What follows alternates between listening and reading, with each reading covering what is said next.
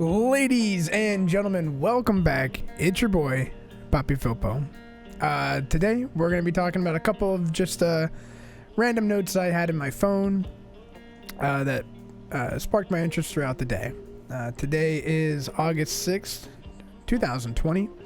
And the first thing that I was thinking about today was a quote I wrote down by myself. This is by ClaytonFilpo. It is, "I would rather have 10 people listen to a deep conversation for 3 hours as opposed to having 1,000 people listen to 3 minutes."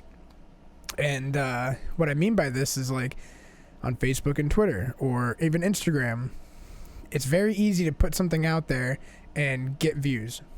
I can do that no problem. A lot of people can do that.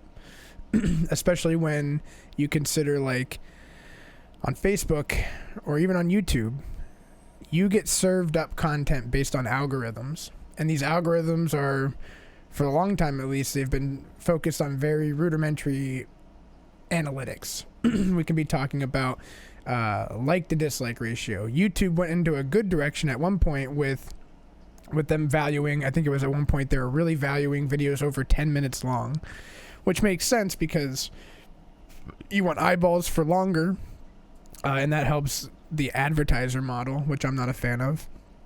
But with Facebook, with Twitter, you're only going to get maximum 30 seconds of people hanging around on your average video. 3 seconds is like, that's your window to capture people. I mean, if you guys don't know, I do social media for my day job, and I've been doing it for about 10 years. So I pay attention to these things. And so if you ever wonder why the hell is Clay on YouTube right now talking to, at the time right now, 50,000 subscribers, and he probably gets like a couple hundred views on these podcasts. And, well, I'll tell you why. I don't look at it as a boom, I'm going to get a return on this investment. My hope for making these podcasts, for example, is one, somebody's got to be out there saying this stuff because the world is so crazy. People need like any amount of decency and sense making. That's one. Two, so that's the immediate need. For any of you guys watching this right now, thank you so much. I hope you guys are having a great day. Shit. Thank you for taking time out of your day to listen to my sweet, sweet, raspy voice go on about nonsense. I hope that we can go on a run together, and it's a chill run. I hope we can go on a drive in the car together, and it's a chill drive.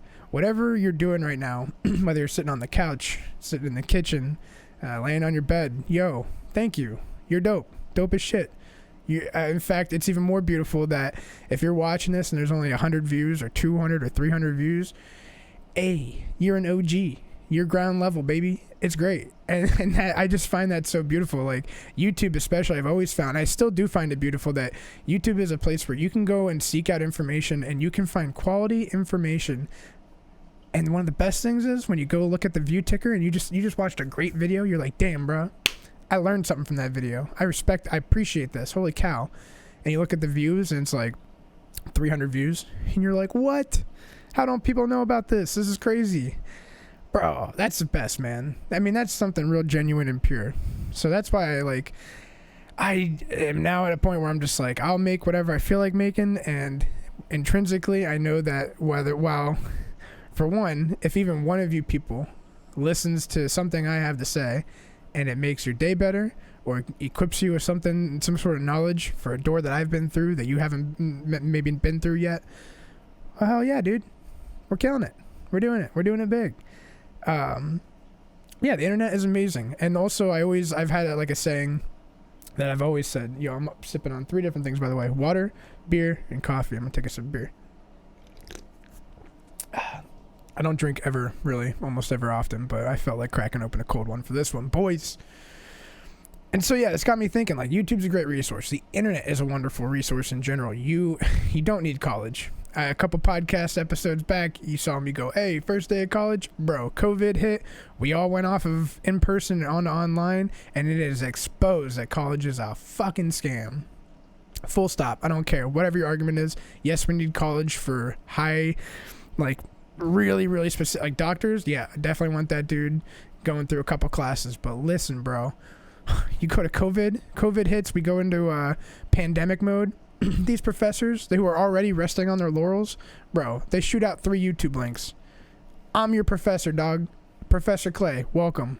Because, like, literally, I've had people send me photos of whether they're in college classes or they're in military PME courses of my videos on the screen that they're learning from. So who's the real professor here? Is it that person who has 25 years in academia in a career field that's only been prevalent for 15, aka social media? Or is it the people on the ground that are actually doing this shit, making the content? Like, when I made content 5 years ago, I didn't do it because I was like, yep, tomorrow I'm going to get famous. Nope. My one goal was to help people. Whenever I did video game streams, my immediate goal was not to become the next DrDisrespect or Ninja. Nope. It was just purely an outlet for me to game and talk to you guys. And now, we're all holed up in the coronavirus land, and I just think that there's a lack of sense making out there. There's a lack of, calm, good role models. So here I am talking to you guys. You know what I'm saying? So yeah, there's a saying I always do. I need to get back to this part. I circle back. There's a saying I always say, which is like, if I had a nickel for every time I've learned something off of YouTube from a 13-year-old, I'd be rich. Think about that. For me, I'm in creative disciplines, so I know everything from Photoshop, Premiere, all that good stuff, all the Adobe suite, and animating and stuff. 13-year-old kids have taught me more shit than any classroom. I fucking guarantee it. I promise you, to my grave, I will have learned more from kids on the internet teaching me how to operate this complex program. Because guess what? If there's an update that comes out, the textbook in college is already antiquated. It's already out of date, and they're not up to speed. It's just what it is. So, and like I said, when we went to the coronavirus pandemic, dude, and also these colleges, man, they don't care how much you learn. They don't care how much you comprehend. They don't care what your progress is. All they care about is a syllabus. And even then, I could go on and on about my college experience just now, but like, dude, I had a professor. We're taking a digital media class, specifically on social media. I have 10 years experience at a corporate level on that career field. The professor is bragging to me that she's been in the social media at a corporate level for 25 years. And I was like, what? Like, what are you, Mark Zuckerberg? Are you Tom from MySpace? Like, no, dude, you're full of shit, first off. And also, like, she did not know anything about communicating online. So it was a total sham. And for whatever reason, man, she was failing me. When I was going by her syllabus, doing great work, I had to advocate for myself. I opened a formal complaint with the school, who never responded to me. I had to reach out to the freaking dean through LinkedIn, where I have my suit and tie for the government on, you know what I'm saying? Okay, great. So when I reach out as a student, I get freaking ignored. But when I reach out through LinkedIn, where I actually have an appearance and such, and you can see my accolades, now I get a response. And wouldn't you know it, the dude grades it independent of the professor, and I went from a 45% to a 95%. So what the hell is going on in American colleges? It's bullshit. I'm sorry to say, guys. I joined the Marine Corps. Part of one reason for me joining the Marine Corps was the idea of financial liberation, to be able to go to college. And guess what? You come out on the other side, you dedicate your fucking, your formative years to the country, and then what fucking happens, dude? You're met with these limp dick motherfuckers in these freaking academic institutions that they don't care how much you learn. They don't care how much you retain. I shouldn't say they all don't, but there's no good oversight built into it. Like, for example, I will level with you. I had one professor for another course that had to do with marketing, and he was wonderful. Homie was 90 some years old. He worked for Johnson & Johnson for like 30 years. He was a wealth of information, and he really cared about communicating. He was like old Clay. I could see it in his eyes. He loved it. I'll care about communicating till the day I die. Okay? And this dude had never done a virtual, class before. And he had his wife and his daughter helping him set up the camera and get everything screen sharing. And bro, Thursday nights, 3 hours a night, dude was pouring knowledge into our brains. Next class, I get picked up with this other professor. She shoots 3 YouTube links, and even when you follow her syllabus, she's so intimidated by you that she fails you anyway. And then when you open a complaint with the school, they ignore you, and the only way for recourse is to go through LinkedIn. What the fuck, dude? This is not... Bruh. College is a scam. It's a scam. I'm sorry to say it, bro. Who are you kidding? All right? You don't need it. Now, that being said, you do need to learn, and the best way that I've found to learn is through seeking knowledge from reputable people who have been there before. You need mentors. That's the number one thing that people need in this country is mentors. They need somebody to look up to, somebody to ask questions, somebody to bounce ideas off of, somebody that will tell them when they're wrong and tell them when they're right. Okay? And the current academic structure of colleges and universities in America just don't provide that playground to function. And it's garbage. It's straight hot garbage. Also, they're in a crisis right now because everybody is waking up to this fact. People are going to stop paying these college bills. People are going to stop going to college. And they're going to have a fucking problem, dude. Pardon my French, but I'm pretty pissed about it. So now I want to drop the last 2 classes I have, not because of the professors, but just because I've got such a bad taste in my mouth from all the bullshit that you go, why? Why should I? And the 2 classes I have left, I actually am really enjoying. One's a philosophy class, one's a communications class. They're fine. They're decent. You know. Also, I was walking around today in my neighborhood. I'm going for a walk. And I was just doing a regular walk. Today I did not run. I went out in my kayaks. I went out for a walk, long walk. And I wanted to listen to a podcast. So I'm walking around. I'm listening to my podcast. Got my earbuds in. And I'm like, yo.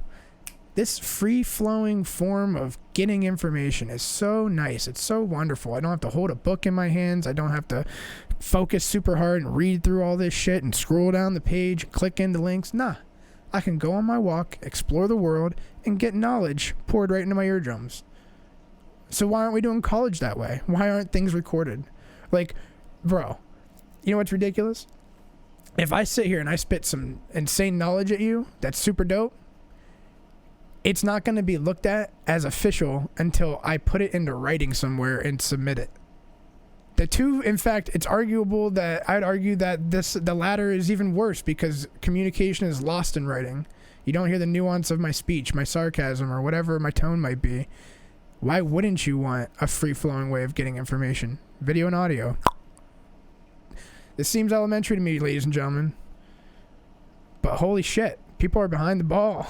What's going on here? And that brings me to another point. Rules. I love rules. I think that they're a fascinating idea. Here's what's up. Especially in my creative disciplines, right? Let's take video editing, for example. There's a certain amount of rules that people teach in schools. And we teach these rules and I've been a teacher myself in video, especially in video production. I've been a video teacher. I've also, I've worked for the Travel Channel. I've shot videos for the Marine Corps, and I work for the Air Force, all that good stuff. I'm well-rounded in that discipline, I would say. And with video, you can break the rules, but only when you're a master. You can break the rules, but only when you're a master. Rules are made so that the inexperienced folks don't fuck it up for everybody else. Like, if I need something done and I hand something off to a really inexperienced person that's new to the job, I hope that they rely on the few rules that they learned to guide them in their creation of the product. However, the best communicators that I know, they style. They break the rules. They go left when you think they should go right. And that surprise is part of what makes you admire them. A great movie that has that does something awesome with their cinematography is always dope because they break the norm. They break the rules. So what I'm trying to say is you can break the rules when you become a master of whatever it is you're doing. So I don't know. That's just another interesting thing. Like, if you get taught something in school, or you get taught something in your, like, whether it's your brand new job you got, or you have one teacher that just swears this is the only way. And I'm always very cautious of anybody that says this is the only way to do something, because you should be cautious of that person too, because there's a million ways to skin a cat, and they should be encouraging you to fact check them. I'm always telling you guys, don't take my word for it. Go seek out other people. And I'll tell you what, most people come back and they say, yo, thanks for being honest with me. So I don't know, man. I don't know. In fact, on that note about comments and stuff like that, I made a note here. It says, little YouTube comments like this one are never lost on me. I love that I can be a small part of someone's bigger path. And the comment was on yesterday's podcast from Wilson Cummings. Shout out to Wilson. What up, dog? He said, dang, just hearing your voice brings me back to the good old days of watching you play some H1Z1 and some PUBG and your military videos. Not sure if you remember me, but you guys always say that. You guys always go, not sure if you remember. Bro, I remember every single one of you. Like, whether it's from my old military videos or whether it's from the OG chat members from the live streams, whether it's Discord members, I remember every single one of you. I almost never forget. I'm not being facetious. I do. In fact, I've got a screenshot of a couple of you on my desktop that some of them are just like OGs in the Discord who have been chatting there while I've been, inactive for 2 years. And there's a fan-run Discord that, honestly, I was nervous about before, but these guys do a great job of just being there for each other. Because what makes me nervous about it is that it's a fan-run one, but like what I like about the Discord is y'all are really there for each other. Y'all are a dope little family. And I have a screenshot just like the active members. I'm like, those are my OGs right there. Yeah, I don't forget. So he says, I don't know if you remember me, but I always used to ask you annoying questions about the military. I also do remember, Wilson, I remember you spamming the chat over and over again all the time, inquisitive questions, and I was happy to be there. I'm always happy to be there for you, man. That's dope. He says, but here I am, one half into my grunt life, about to deploy. So homie's, like halfway through his enlistment, about to deploy to somewhere in the world, living that grunt life. And I'm like, God damn, bro. Just 2 years ago, there you were, baby Wilson. Fucking asking questions. Now you're doing big life, man. Now you're doing the big stuff. And I love it. I'm proud of you. It's dope. I'm proud of every single one of you. And those comments, YouTube comments especially are really funny because on my channel I've got hundreds of thousands of comments. And what's really funny is our brains almost always focus on the most negative ones. But what's even more interesting is, bro, I also have tens of thousands of testimonials. These comments are your testimonials, and a lot of them are overwhelmingly positive. And I love those. I love reading them. And I take a lot away from them. I mean, I disregard the bullshit because typically if people leave me a negative comment, that's fine. But if it's typically short-sighted, they don't know much about me. You guys know me more because you listen to me. This is the other thing I said, like my quote in the beginning, like I'd rather have 10 of you listen for 3 hours than have 10,000 listen for 30 seconds or a minute or 3 minutes because you're not getting anything out of it. It's not good sentiment gathering. So that's how I feel about it. I don't know. But I remember getting a comment. I actually remember where I was. I was up in New York City at the time, and my buddy, who I went to MOS school with, he sent me a comment. He actually commented on a video of mine, interestingly enough, and he said, hey man, I just wanted to thank you because if it weren't for you, I would have never met my wife because she knew nothing about the Marine Corps, and 5 years ago she was watching your videos and she saw your first one, then your second one, and boom, boom, boom, she went down the rabbit hole, and then a couple years later, here she is, boom, she's in the Marine Corps, and they were introduced to each other in the Marine Corps at some point and fell in love, and then they got married, bro. That's beautiful. That's so beautiful. Like, God, one, I'm happy to be a part of that. I'm happy to be able to give her knowledge that was beneficial, that was not full of bullshit, and just, leveled with her and prepared her properly. And then I'm thank God she met you, because that's dope. Like, wonderful person, by the way. And then boom, bro. Like, that's life. 2 people are now married.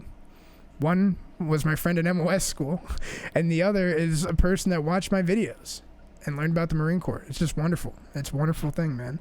And that's, so like, if that video had 100 views, I don't give a shit. I don't care. Because look what happened. What's the outcome? One of those people benefited greatly. So, it's special, man. You are all special. Don't think that, these current times are so wild. Don't believe the hype. That's what I gotta tell you guys. It's all, people are all hyped up. So, stay true to you. Speak your truth. That's a big deal to me. Yeah, man. It's crazy.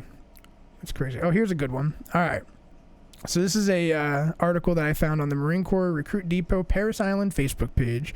The headline says, "The deadliest recruit to ever step on Paris Island." I'll read you the opening. It says, "Recruit Farrell has been shooting, building, and machining rifles all of his life. So when he arrived to the rifle range aboard Marine Corps Recruit Depot Paris Island, he felt right at home." And basically this article goes on to talk about this recruit who shot the highest rifle score on the range ever in Paris Island history. He got 2 points below perfect. And the Marine Corps' rifle range is, to my knowledge, the most difficult basic level of shooting in all the services. And then on top of that, this young man just fucking killing it, dog. Hitting them targets. And I thought that was so dope. So I want to read you guys a quick quote from the story here. This is a quote from the recruit himself. He said, "After I shot a 248, everyone was congratulating me. But when I got back to the squad bay, my drill instructors gave me a hard time for dropping those 2 points." Think about that. Homie just scored the highest score the United States Marine Corps has ever seen at a basic level coming through Paris Island. And his drill instructors gave him a hard time when he got back to the barracks because he didn't get those 2 points. That is why I still have faith in the Marine Corps. If it were the Army, if it were the Air Force, if it were the Coast Guard, they'd be patting him on the back. "Hey, good job, killer. Here you go. Here's a reward. Here's a prize." Nah, motherfucker. Work harder. That's what I like about it. Always. You can always improve. Okay? I thought that was freaking dope. I thought that was dope. Yeah, man. It's crazy. Let's see what other notes we got up in here. Yeah, I don't know. I think I covered a lot of just the random shit that I had on my mind right there. I don't even know how long I've gone for so far. Oh, here's another good one. We had guardsmen from the I can't talk.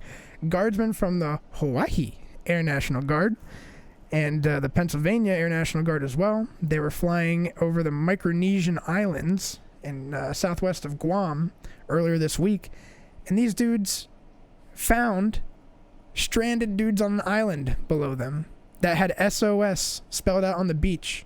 So we got our guardsmen, who are typically your everyday Joes. They do, guardsmen, they do part-time sometimes. They do the reserve stuff, all that kind of stuff. And here they are flying over freaking foreign countries and rescuing their people, dog. It's dope. You love to see it. That's the kind of stuff I love to see. So, yeah, ladies and gentlemen, I hope you guys had a wonderful day. Tomorrow is Friday, so I'm pretty excited about that. I still got college homework to do. I'm still going to do these goddamn 2 classes, man. It's hard for me to muster up the strength to complete these courses right now because once you know it's bullshit, it's so hard to give a fuck. And part of me is I'm going to finish it because that's what I do. Okay, I ain't no weak-minded boy. I ain't going to quit. But my God, it's once this semester's over right now, dogs, I'm done. Homie's chilling. Every day I'm going out on the kayaks. Every day I'm focusing on my runs and my health. I'm done sitting in front of a computer screen for professors that don't give a shit. I'm done. So that's my frustration, and I feel better talking about it. So thank you guys for listening to me. You know what I'm saying? Thank you. I hope you guys are doing well. Honestly, I gotta get the freaking... You know what I should do? I need to pimp our Google Voice. If you guys ever want to call in and leave a voicemail, let me find the Google Voice number real quick. Here's our Google Voice number is 202-480-9372. That number again is 202-480-9372. I will put it in the comments or maybe the video description. And feel free to call in, tell me how you're doing, ask questions if you got any, or just chat with me, whatever, whatever works, y'all. Give that a call and we'll play it on the podcast, okay? And the other thing, this is probably going to be dated by the time I publish this, but DrDisrespect did a thing today where I don't know if you guys knew who DrDisrespect is. He is a pretty phenomenal entertaining streamer known for his Twitch streams and video game streams and stuff like that. But what the dude did was he's been AFK. He's been gone for a couple of weeks now due to some controversy that no one really knows about. The details are very sealed. He got banned from Twitch. No one knows why. But what he did do today was he did a live stream for a couple of hours with no appearance, just music, some audio sketches and stuff. Just music though. And he at one point I was watching and he had 330,000 concurrent viewers on a YouTube live stream with no real substantial content on it. And so to me, what that was a power play. He was demonstrating to the world that, yo, video game streamers are about to rule the world. And I don't mean that like I'm not joking. Like, advertisers would kill to have young kids watch anything for 3 hours straight and be entertained the whole time. Video game streamers and podcasters are doing that every day. And as we rely less and less on advertisers for revenue and more on subscriptions for paying folks, like, people are realizing you get what you pay for. So that's why I'm arguing till I'm blue in the face that subscription-based things are going to be the future. Whether it's specifically Spotify, I'm looking towards. This podcast, I'm almost certain, is going to migrate to Spotify in the future here, especially when they enable video capabilities on the website. Hey, man, the second that video capability happens, I'm out. I'm going to dip out of YouTube. I'll go straight over to Spotify. I'll see you boys over there. Apple's going to be big. Of course, I would never count Google out. I'm sure, you know, it's possible that maybe Doc has secured some kind of deal with Google to do YouTube. I'm not sure. But what I do know is things are about to heat up in the communication space. COVID has absolutely launched us into overdrive, where there's a Cold War happening right now behind the scenes for your eyeballs, and you don't even know it. And they're all posturing. All these companies, I can see the writing on the wall. All these companies are getting ready to phase out the advertising model, embrace the subscription model. There's going to be friction when that happens. People do not like breaking from models, especially when they think that the one is free. I harp on this all the time. People think YouTube is free. It is not free. You are paying with your eyeballs. You are paying with your time. You are watching commercials. They are paying the bill, but ultimately you are paying the bill. So, therefore, it's why I argue that subscription-based gives you the exact content that you want, supports the streamer directly, and everybody wins. You can cut out that middleman, which is the advertiser. And, of course, with advertisements, anytime that somebody says something super shitty, right, or something that offends somebody or something that's controversial, the advertisers overreact because they're scared. They don't want their commercials going on bad content. And then the platform overreacts. Google, aka YouTube, is then going to be like, nope, no more comments on videos, no more children in videos, no more this, no more that. Yep, you can't do that. Turn left, turn right, hop on one foot. And so these series of overreactions happen, all because the monetization is shitty. So if people just understand that it's not free, you're actually hurting yourself by assuming things are free. Pay for what you love. So yeah, I'm just letting you guys know that's how I've always seen it. One day, I'm sure this podcast will go subscription mode somewhere down the line. It'll probably go to Spotify, and hopefully one day everybody has that subscription service, because I really think that's going to be the wave of the future. So I'm excited. But of course, you know me, I'm not looking for money. I'm not looking for anything right now. I'm just talking to y'all. And that's another big thing. What I like about Spotify is it's got a low barrier for entry. One click and boom, you're on the platform, and you don't actually need to be a subscription user to enjoy the platform. So there's two benefits of Spotify. Low barriers. There's really nothing blocking you from being able to go use the platform for free. But what people find is they enjoy the platform so much, and the benefits of going subscription, where you get extra content and yada yada, are so great that they don't mind paying that $5 a month, that cup of coffee, if it means getting rid of advertisements, if it means not being censored, if it means all that good stuff. So that's why I advocate for Spotify. But all right, ladies and gentlemen, I appreciate you so much. Thanks for listening to me ramble. I will see you guys next time, and we'll do it again. All right, y'all. Have a great night. Appreciate you. Bye-bye.